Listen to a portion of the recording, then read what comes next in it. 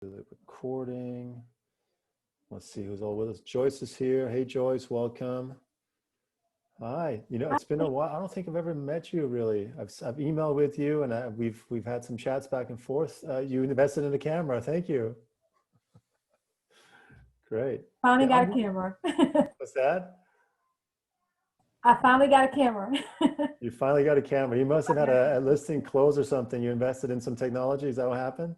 Yes, Nice. absolutely. No, did you close the listing? Was it a probate or are you just kidding? No. I have closed a few listings in the probate side. Yes. Nice. Well, while we're waiting for people to show up, why don't you tell us about the most recent one? And was there anything unusual about it, or was it just a standard like probate listing? Give Um, us it was a rundown. because I have done a number of them.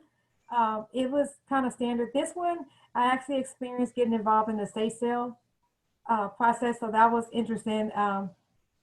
My husband helped me get inventory of the house, two-story, 3,000, 1,100 square feet home. And so I thought I wanted to add a estate sale business to help me to be able to offer more value. But actually, I learned that what God was really teaching me was about decluttering. And so the heirs, they had everything in order in terms of like finances. But when it came down to getting rid of the stuff in the home, that's Uh, where it was hard for them because they felt like they didn't have permission to let go of mom and dad's stuff. And so Tough one.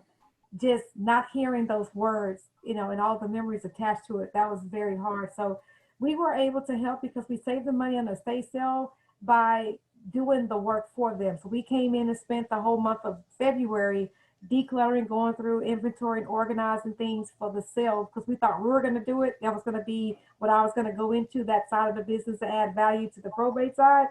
But I actually turned it over to someone who had been doing it for a little less than a year at the time. She gave them a discount. Normally, I think they charge anywhere from 40 to 60%, depending on the situation. And she charged them, I think, 30%. And they were able to sell like 98% of what was in the home. And this was like in March, right the week when COVID was hitting. Wow. The next week they were like saying no estate sale, so they just made it in under the wire, and then we turned Wow. around like 2 months later and was able to sell the home. Wow. Good for you. So this whole thing closed back in April or so?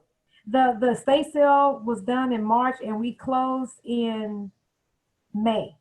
May. All right. We closed in Congratulations. May because when COVID hit, everybody was kind of iffy about it, and so Yeah. we ended up being able to close in May or June. We were able to close. Yeah. And we Yeah. actually in this deal we went with an investor because they were not interested. Then the house was in decent condition and with a little bit of money, it could have done better on the market, but they were not willing. One heir was out of state in Georgia, and one Yeah. heir was here in Texas. So they didn't want to put the money into the home. They just Yeah. sell it. So I'm just curious, what did you end up selling the house for? How much more could you have sold it for if you fixed it up a little bit? Like how much do you think you would Oh, have to figure to put oh, into it in order to get more money for it? So Texas is a non-disclosure state, so I'll give you a range. So Okay. it was, so it was a house that could have been in the 150 to 200 range. If they could have gotten like possibly in the 185 range had they had done more to it, but they didn't. And the more probably could have cost them about mm, maybe $10 to $15,000. Now I've had Okay. sellers who didn't mind putting the 10 to 15,000 in it to get $30,000 more Yeah. on the MLS. Yeah. And if they had waited to even now with the way the market is here in Texas, it's not just low inventory, very scarce. So we have people who are receiving multiple bids, anywhere from 2 to 10, multiple offers because Wow. there's no property. I have actually a home. It's inherited property, already gone through probate. Brother and sister, they did some rehab to the home, and so now it's on the market for top dollar. And we've had multiple offers many times. So we had one buyer that their financing fell through, so we just went back on the market, got a full price offer, and we're moving forward. And we were only off the market for like 2 days. Wow. for like 5 minutes. on the market. So yeah, and then the one who didn't get the offer, I'm helping her look for something for her client because they've missed out 4 times. So probate property or any property at this point, if it's in any kind of a livable condition, Yeah. people are considering it. Well, I'm curious, and this is not just a question for you, but for anyone here on today's call. Just to guys give you a heads up where we're going with today's call. So this week, what we did on other calls was kind of open forum. So yesterday we had UPLC, we did open forum. So we're gonna do the same thing here. So for those of you that went yesterday's UPLC masterclass, you still have some questions unanswered. Now's your chance to ask some questions again. If you don't want to sit in on this one because you got everything answered yesterday, you're welcome to leave. I won't take it personal, obviously. But I want to do these open forums every now and then, also for probate data. This is really where you can ask anything. You can ask anything related to probate data itself. How do I download cases? Where's this? Where's that? How do I view my past downloads? How do I do historical prospecting? How do I find out-of-state PRs? Or what letters do I send when? Or how often should I call? Anything you guys want to ask, anything under the sun related to probate real estate, we're going to try to answer it for you guys over the next 30 to 40 minutes. And we're going to answer as a group, right? So sometimes I'll have an answer, and if I feel like there was probably a better answer out there, I'll reach out to the group. But anytime you hear a question that you feel you have a good answer, like David was a wealth of knowledge yesterday around reverse mortgages, so he stepped in and he taught some things there. So I'm just kind of to set the tone here. I'm just curious what, like, in terms of motivation to sell and the hotness of the market, how would you say probate sellers compared to standard sellers? Is there even a way to compare that in terms of how motivated they are, how fast they want to move forward? And then also around inventory, like, do you find that there's easier to find inventory probate versus finding inventory in the regular market? So those are my first two questions to you guys to kind of get the creative juices flowing and see what you guys think. So if you want to tell me about your market, unmute yourself and then say which market you're in and just spend like a minute or two in answering the question. Hello, I'm Paula Epps. I'm in the Washington, D.C. and Maryland area. I'm not new, but new to probate data. So I'm kind of on the calls trying to get an update as to how do I get the emails, where do I get the information from? So if anybody can tell me in my area or how I can get a list of how to move forward, I will greatly appreciate it. Yeah, we'll jump right into that. So why don't we do that first? You're in the Washington area, you said? Do you know which Washington, county? Maryland. Yeah, okay, which? Oh, DC, Maryland. Okay, got you. Got you. Okay, so let's, when did you sign up, Paula? Actually, I signed up a year ago. Okay, so you're I one of hadn't those been that have been here, but cruising now I around got for a the little time. while. Yeah, I was a dual agent, but now I officially put my paperwork in to retire. So now I'm jumping in head feet first, trying to get Okay. started. All right, well, let's take a look. So let's look at DC and Maryland. You should be getting emails if we're still doing historicals. But here's what I'm gonna do. I'm gonna show you how to do historical prospecting in Maryland and in DC. And what that means is we go back like a year and a half to 2 years and we look for cases that haven't sold yet. And the reason we're doing this is there's two reasons. Courthouses are fluctuating. One week they're open and then they're closed. So then they're open, you can only go in with an appointment, or they're open, but they'll only let you in if you're on the case, meaning nobody else can get in on it. So a lot of courthouses are scrambling to put things online, or they're just scrambling to stay open for the most essential stuff. So the reason why I'm so big on historical prospecting is if your courthouse shuts down, maybe it's open right now, but maybe it shuts down for the next week or two or in a month. I don't want I don't want you to be out there in the market without any leads. So I'm going to show you. First of all, I'm going to show you how to get historical prospecting, historical leads, and then Paul, you can log into ProbateData and you can access our database there, and you can download. We have hundreds of thousands of cases across the entire nation. So in your market, it's always going to be less. And then I'll teach you how to go in there and then download those. You get 100 per month per 30-day period, billing period. And you can start prospecting those right away. The reason why we love those is because we see agents getting results over and over and over again with the petitioner, because these were filed like a year and a half ago. And for some reason, the property hasn't sold. Now, 60 or 70% of the time, it's because there was some hiccup in the case, or heirs are fighting or whatever, and now they're just fed up and they're ready to move forward. 30%, 40% of the times because they kept it in the family, or the title wasn't transferred, or there wasn't any sale, but somehow they did something else, so it doesn't show up as the last sale date in Zillow. So the transfer isn't that clear. But still, if you download 100 cases, that means you got 60 to 70 very, very high, very motivated people to sell. So Paul, how's that sound? Is that fair enough? Yeah. All right, let's do it. So we're going to get into ProbateData. And we're going to log in.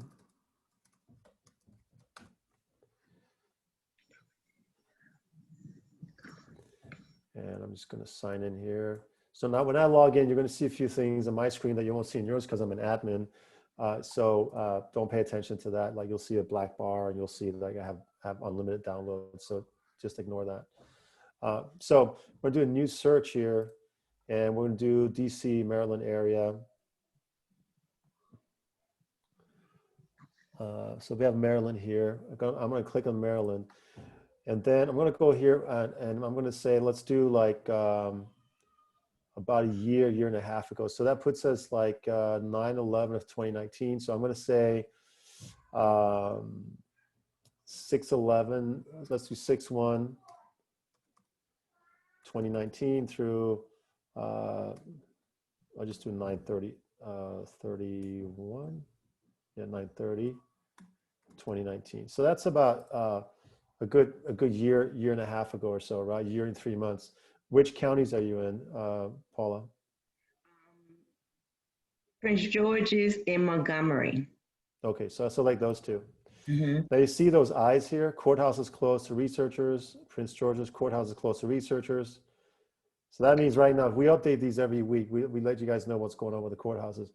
Okay. So that means right now, your best option is to go back in time, right? So we're gonna hit a search here. And I'm gonna do two searches, the basic search, and then I'm gonna put a little cherry on top at the end and show you how to find out-of-state petitioners that were filed a long time ago. And they're completely, not necessarily in a mess, but they're in the dire need of help. And this, like you calling them and reaching out to them when no one else is a huge help. So I'm gonna hit search now. We'll see what comes up. And here you get a heads up again, like the courthouses are closed, but we don't care about that. So we're gonna see how many cases. There's 389 cases, so there's a lot to pick from. My hunch is that you'll probably find 50 to 60 here that are not sold since, haven't sold since that time frame. So we're looking for last sold date in the right-hand column of let's see here. Over here, okay. Yeah, let me just, let's see. Well, I'm just gonna check out one case because I'm curious to see if we can get the decedent's address here on these. Because if we don't, then we are, we don't. Montgomery is a tricky one. It's a closed state, just like Arizona. All right, so for you, you got your work cut out for you a little bit more. You need to then. Can we check one in Prince George's County? Let me see, does Prince George's County have closed as well? How they're closed? No, okay, we did this one's in Montgomery County. Is there one down for Prince George's County? Yeah, there's one Prince George's, right?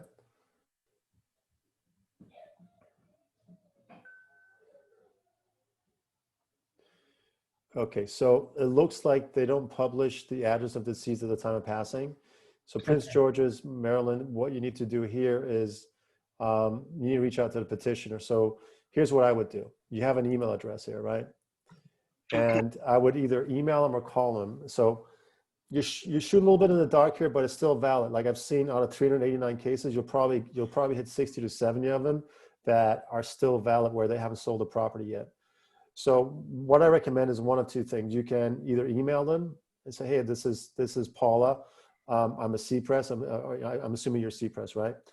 Right. And I specialize in probate real estate. And we're just reaching out, making sure that your case has been settled and your property has been sold, and making sure there's nothing else you need in that department. So what you're doing is basically you're reaching out to see if you can get some kind of answer from them if it's been settled or not. If you have a phone number, I would also send a text message, right? So that's what I would do. I would lean heavily on the petitioner. And what they'll tell you is one of two things is, yeah, we settled it, or no, it's still open. We're still figuring it out. So in your case, what I would do is, you prefer Prince George's? Yeah. Okay. So let's go back and edit the search real quick here. I'm going to click on edit search. Also, I didn't see, well, I guess DC is a different state because I didn't see, okay, we just look for Maryland right now. We didn't look Yeah, I don't think we have DC actually. So I'm going to deselect Montgomery, and I'm going to head to save search again. Let's see how many cases we get. So we've got 177. So what you can do, you can download up to 100 of them. So you can select all of them and then deselect 77 and then just download 100. And then because we're getting email and phone numbers on a lot of them, I would just reach out. I'll reach out and say, I noticed that you filed back on September of 2025 with everything that's going on.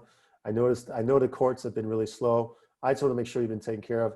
Do you have any property that needs to be sold for the state, or is there any challenges that you're facing that I can help you with? I'm CPRES, and here's what I do. And you just put your credentials down there a little bit. So I would email them, call them, send them a letter, and just expect that you're going to get a lot back, or not like a good amount back, that say, I don't know what you're talking about. This was dealt with a year ago, or this was dealt with 8 months ago. There's no property for sale. And then you just move on. Remember, you're looking for those, out of those 100, you'll probably find 30 or so that have not yet settled. Does that make sense? Yes. Okay. All right, so let's go back into the chat here. I'm gonna stop the share for a second. Okay, Phyllis Harp was asking, who was the contact on Fiverr? Where can I get email addresses? So Phyllis, I put the link in the chat. It's a gentleman on Fiverr.com, Fiverr.com. And basically what he does, and again, I'm not endorsing him, but his deal is give me 500 contacts and I'll give you back email and phone numbers as much as I possibly can for 25 or 30 bucks. And it's like a 2-day turnaround, 3-day. And if you pay more, he'll turn around faster. You can then send those your spreadsheet with all the numbers that you need and email addresses. You send that to him and he'll get that back to you. I think it's a good ROI if you spend 30 to 40 bucks to get 500 numbers back. Even if you just have 100 or 200, you spent 30 bucks or 40 bucks. It's a good ROI instead of you doing it. And the way he does it, I believe he has TLO, LexisNexis, Been Verified, and a couple others paid subscriptions. And he just goes in there and he just downloads everything. He gets it. That's the Phyllis answer. Okay, Brian's asking me privately. Let's see, is he asking me out? No. Why'd you put it privately? You spoke recently about working outside your market area and referring to an agent for a referral fee. What's the best way to search for a CPRES agent in another part of the country? Great question. So Brian, let's see, where's Brian? Brian, you want to unmute yourself? We can chat about it a little bit and talk it out. And if not, that's okay too. All right, Brian, I'll just answer it.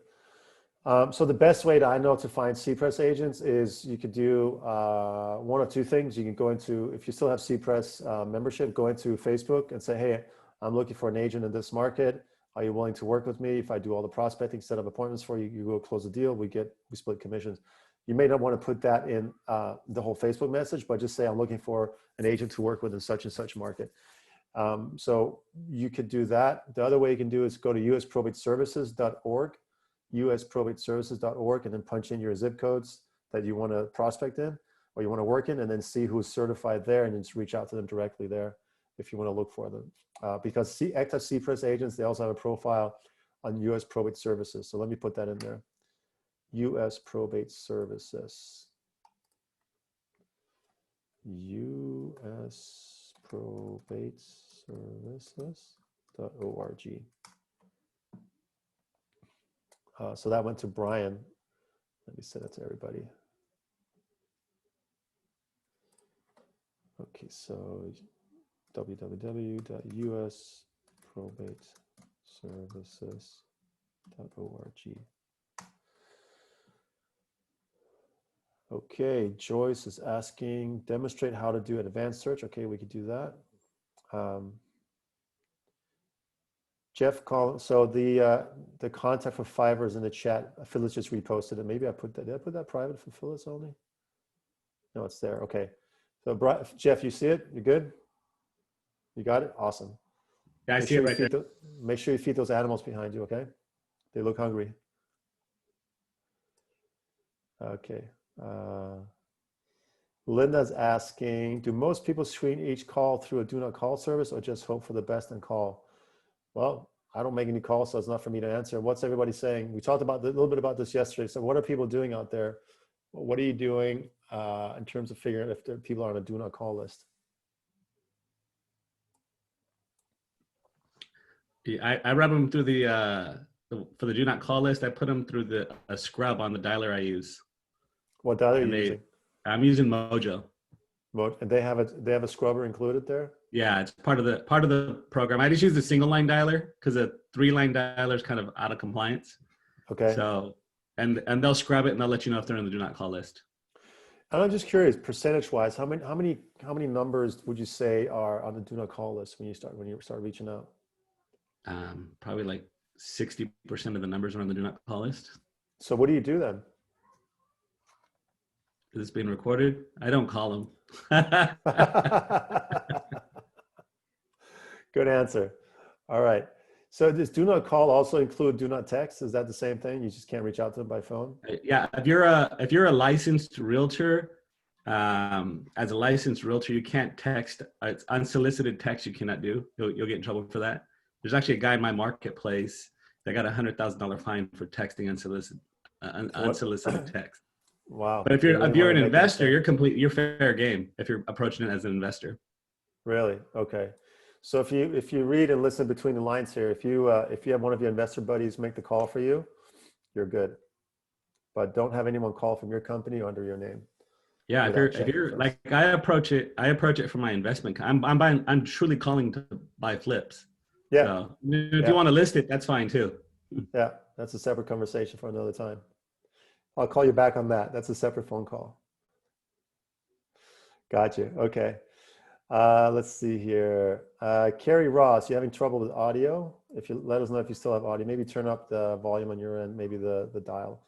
I think everybody else is good. You guys can hear me okay? Thumbs up, yeah? We're good? Okay. No thumbs up, okay. All right. Oh, Brian, I hear you, homeschooling child. I get it.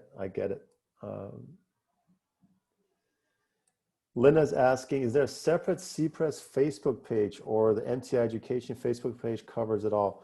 It's the Facebook private group that you're in that covers everything, all of CPRES and all of MTI Education. So that group that you're a member of, it's a private group that you have to be part of. All right, Joyce is asking, how do we do an advanced search using Texas as an example? All right, Joyce, let's do it. Do you have any county in mind? Bear. B-E-X-A-R. Say that again, Bear? Mm-hmm. B-E-X-A-R. Okay, let's check it out. Let me just set it up real quick. Let's see if it's a county where we can get some juice here. Now, when you say advanced, what do you have in mind? So like we I did thought before? maybe PRs who are administrators, not necessarily executors that live out of state. Okay, very specific. Let's see how specific we can get. Let me share my screen here.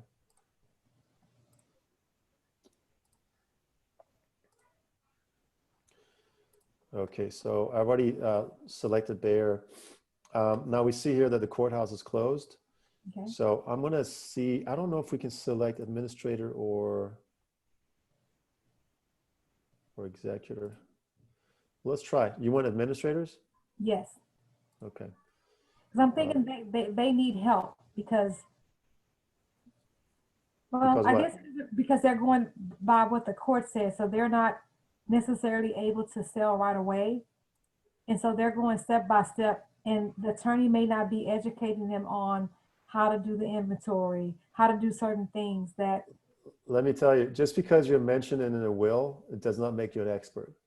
I wouldn't limit myself, right? I would go for everything. I wouldn't just say administrator because you're leaving a lot of money on the table. Okay. They all need help, Joyce. They all need your help. Okay. They do. So you want to do a little historical prospecting and then out-of-state petitioners? Okay. Let's try that. Okay, so we'll do the 06, 01, 2019. We'll do like a little over a year ago. We'll do 09, 30, 2019. And then I'm going to ignore this for now. We do Bayer. So I selected Bayer. I'm going to hit search. Now hopefully this one will have some decedents. No, it looks like we don't have decedent information on this one either. I'm hitting all the jackpots here. Also a closed state. Let me check something here.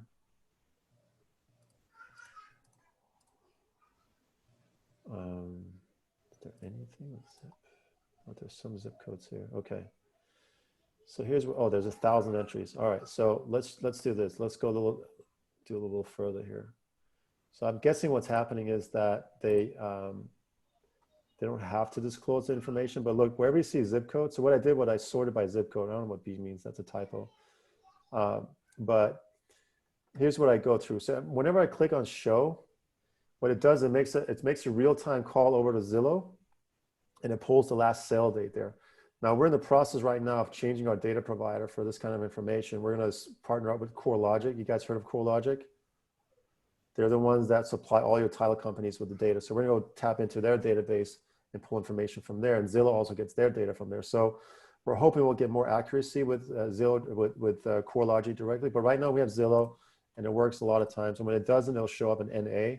That basically means that we weren't able to pull anything. So I'm just clicking, and it's pulling in data wherever it has anything. Okay, so I found one so far. There's one for 2018.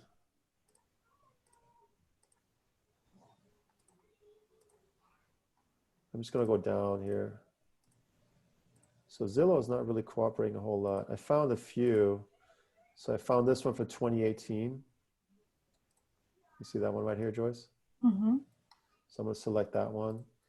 And then there's another one, 2012. So what I'm looking for is something that doesn't have its last sale date within the last 12 to 15 months, right? So I'm selecting this one as well.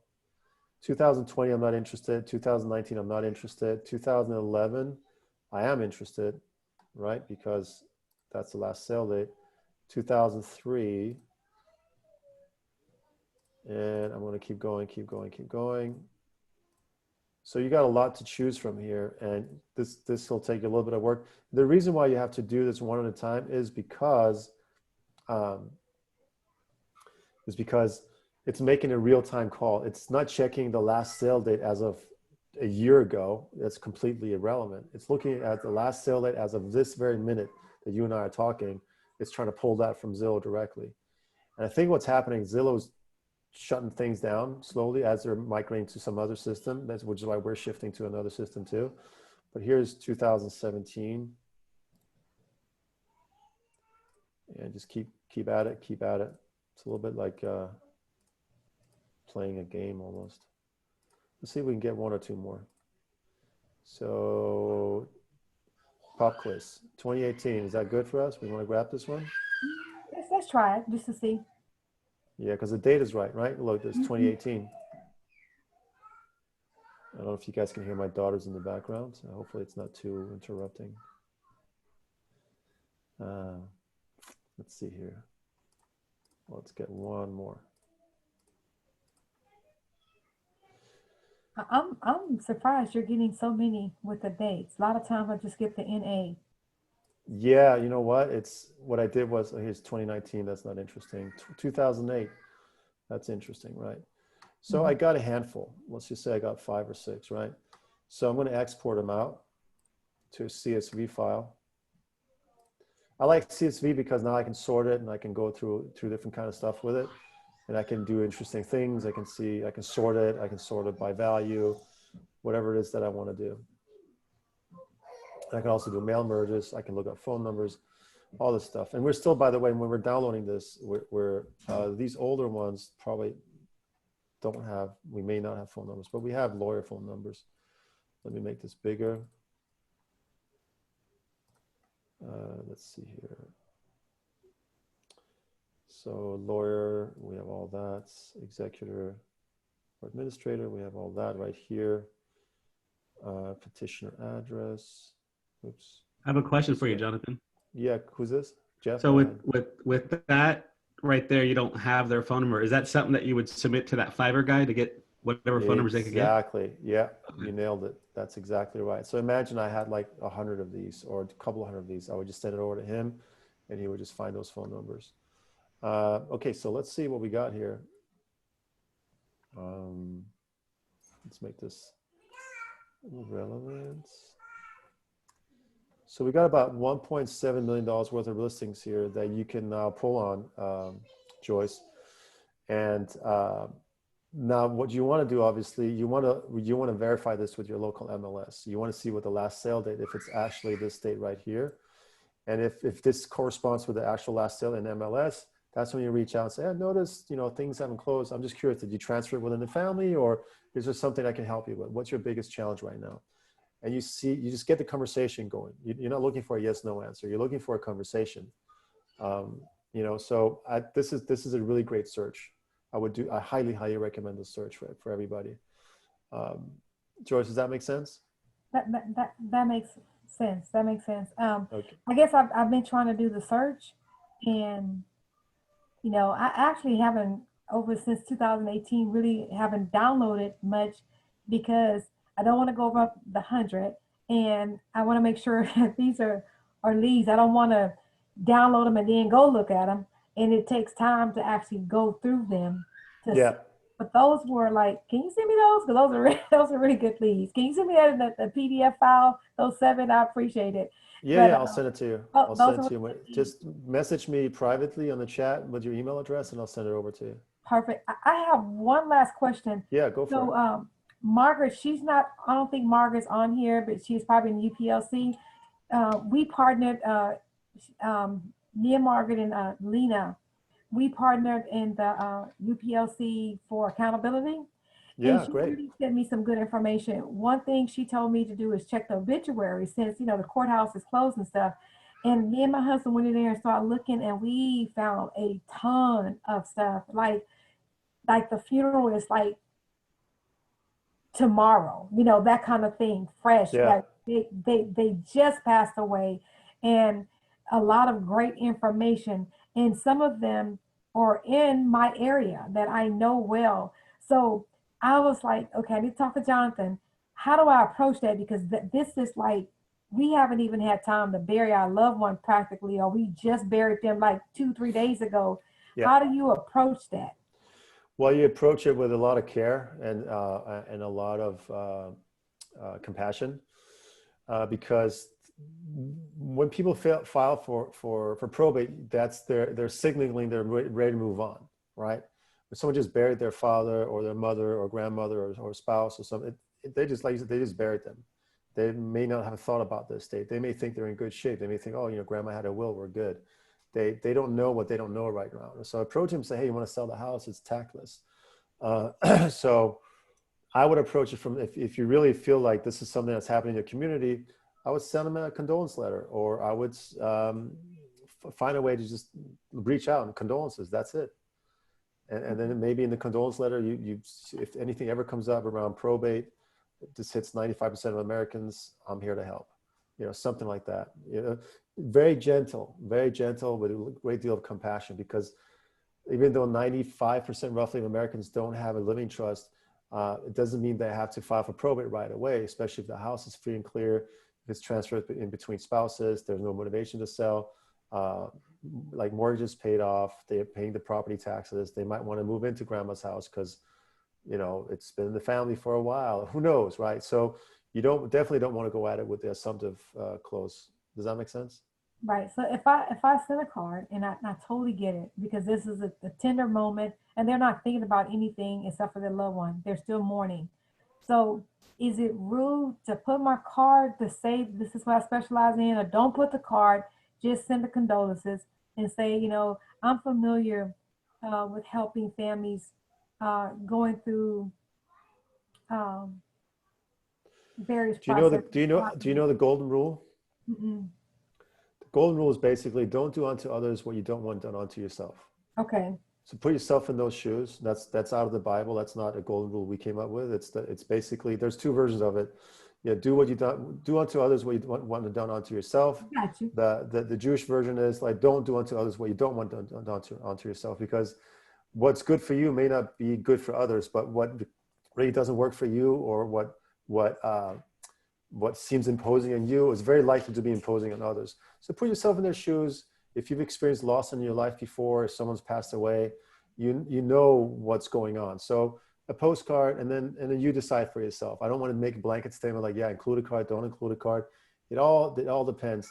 And then also, like, if you really want to go one step further, you want to start a community outreach if you really care about your community. And I'm not saying you don't, but if you want to think that way, you want to maybe start having co-hosted and sponsored talks with CPAs and attorneys talking about estate management and estate sales, or planning for the future, or securing your estate before they pass away.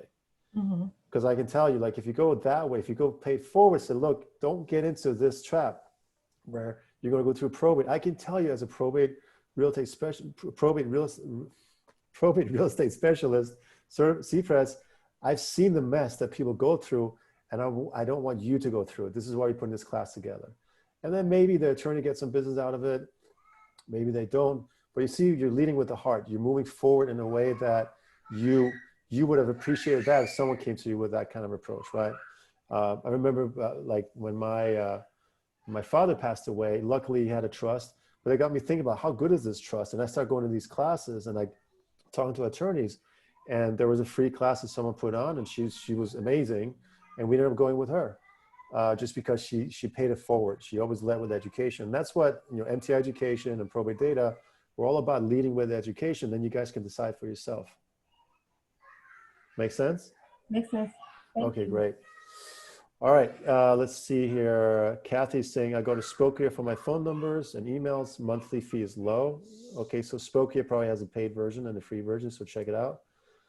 Phyllis is asking, what mailings have been successful with? So I'll just give you kind of an overall summary of answers that I've heard in the past and over the last couple of months and years, of what I've seen works for agents that have been with us for 8 to 10 years and 5 years. It's not one particular mailing, it's the habit of mailing and following up that's been successful. So 2 things you got to do. You got to be consistent with your mailing, whether it's postcards or letters. And the second thing is send mailers that stick out. So odd sized, odd colors, stickers on them. I even know agents that like spray perfume on it. I know Brad likes to send out these tubes. They cost a little bit more, but they stand out, like these planning tubes, right? They stuff them in there, the letter in there, and like have a plan when you're going through probate, and they sends that out. So that's one thing. And then I know from someone like Deborah, for example, her rhythm is 4 mailers a call, 4 mailers a call, and then she follows that like religiously. And that works for her and for her market, and she gets results. So Phyllis, don't look for like the mailer that's going to get you the call back. No, it's a marathon. It's a contact sport, and the one who stays most in contact, most in touch, is going to get the results. And like Mike teaches, and Brad, and what I've seen out in other sales environments, is the close happens between like 85% of close happens between the 7th and the 12th outreach. So the close could be for an appointment, right? Or the success close could be a phone call. The story that stands out in my head that I keep hearing, that Deborah keeps sharing is like, I got a call back, and this lady said, I got your postcard here. And then Deborah looked it up. She goes, yeah, I've only sent you 13 of them. She didn't say that out loud, but in her mind, she's like, there it is. Between 6 and 12 contacts, you get something, right? So stick with it. Let's see here. Carrie is saying, Carrie Ross, I'm currently working on my CFRS certificate. Congratulations. Where would I find the scripts to have the conversations with administrators? That's in section 6, I believe. So when you log into your training portal on Probate, on CFRS, MT Education, go to your classes. Section 6 has all the scripts, all the mailers, everything is in there. Joyce, I got your email. I'll send you that spreadsheet.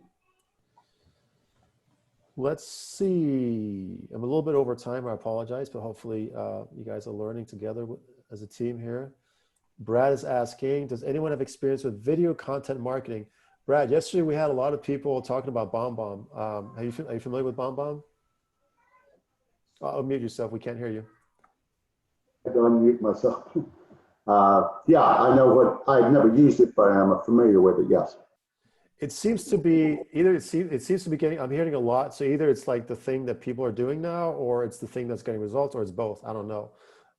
But it seems like putting a face and a voice and an explanation with an email or a text seems to be working really well. I know Brad likes to record his videos if he's analyzing a property or is looking at something and he's showing a prospective listing client. like, here's what I'm thinking. Here's what we're going to do, what we're going to do. And like, he just uses Loom, use loom.com. It records what's on your screen and your face. And then you just basically show what's going on. And then you can send that as an attachment, or you can not a link inside of Gmail. Well, actually it looks like a video that's playing along already as they open up the email. So that works really well. So use loom.com is one that I can recommend. Loom is. What's that, Brian? Actually, I'll let the other person ask a question. No, Go ahead, let's finish Loom is yours great. first. Works great. Say that, Rick? Loom is great. Loom is great? Okay. Yes. I do have a question. Yeah, hold on, Rick. Let me see if Brad's done. Yeah, I just wanted, as a follow-up, because one of the reasons why I asked the question was the demographic being that person could be, the person who passed away could be a husband, a wife, or so the demographic is generally older. And the question to take it further was to say, well, is that somebody who would normally be using video or YouTube, because you could upload it up to YouTube or other vehicles or other platforms? Oops, I had to unmute myself. So I think something like Loom, it looks like the video is actually playing inside the email already. So like if someone's curious, they just have to hit that button and now it starts playing. And I'm not familiar with BombBomb, but I'm sure like something like BombBomb, they've taken all that consideration. So I would say, I think video and images, like big buttons and video and images, if you're sending emails or text messages to an elderly population, it's probably going to play over better than small text. So I would give it a shot. Let's test it out.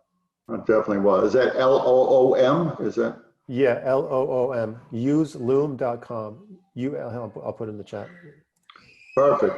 Thank you. Yeah, you got it. Rick, go ahead. I had a question regarding the ProbateData downloading. Like right now, I went in there and I wanted to download February's filings, and it came up with 352 filings. I know we only have a limit of 100, so I clicked the 100, but it still gives me the message saying the first 100 I clicked, and it still gives me the message: you currently selected will exceed your monthly limit. Call a certain number. And I called it, and it rings. I'm only trying to download 100 of them. I haven't done any this month.